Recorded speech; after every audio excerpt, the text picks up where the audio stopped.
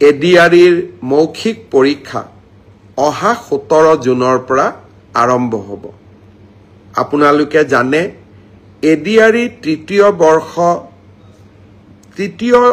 Third grade অৰ্থাৎ তৃতীয় বৰ্গৰ বাবে যিসকল উত্তীৰ্ণ হৈছে তেওঁলোকে 3টা পৰীক্ষা দিব লাগিব।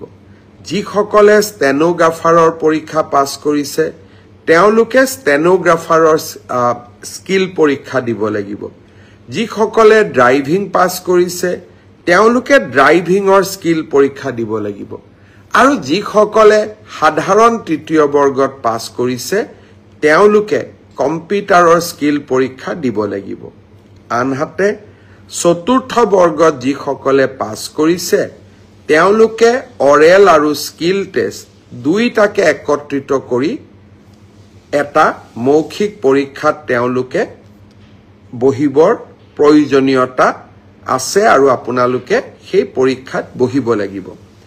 মই আশা কৰোঁ আমি জুলাই মাহৰ 15 তাৰিখৰ আগতে এই মৌখিক পৰীক্ষা বা স্কিল পৰীক্ষাৰ গোটেই পৰ্যায়টো শেষ কৰিম আৰু মই আগতেই কৈ অহাৰ দৰে 10 অক্টোবৰৰ দিনাখন আমি আপোনালোকৰ হাতত যোগ্যজনৰ হাতত নিয়োগ পত্ৰ তুলি দিবলৈ প্ৰচেষ্টা কৰিম।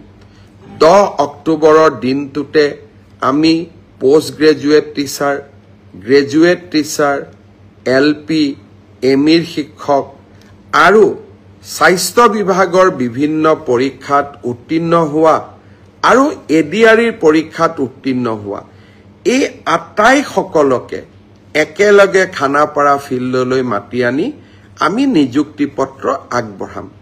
মোক কোনোবাই সুধি থাকে পুলিচৰ ৰিজাল্ট কেতিয়া দিব? সকলো ৰিজাল্ট আমি এনেকে দিম যাতে আপোনালোকৰ হাতত আমি 10 অক্টোবৰৰ দিনাখন আমাৰ নিযুক্তি পত্ৰ আমি হাতত তুলি দিব পাৰোঁ।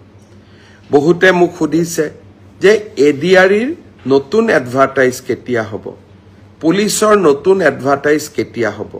মই আশা কৰোঁ অক্টোবৰ মাহত নিযুক্তি পত্ৰ দিয়াৰ পিছতেই আমি নৱেম্বৰ মাহত নিশ্চয় আকৌ চৰকাৰী চাকৰিৰ বিজ্ঞাপন দিবলৈ সক্ষম হ'ম।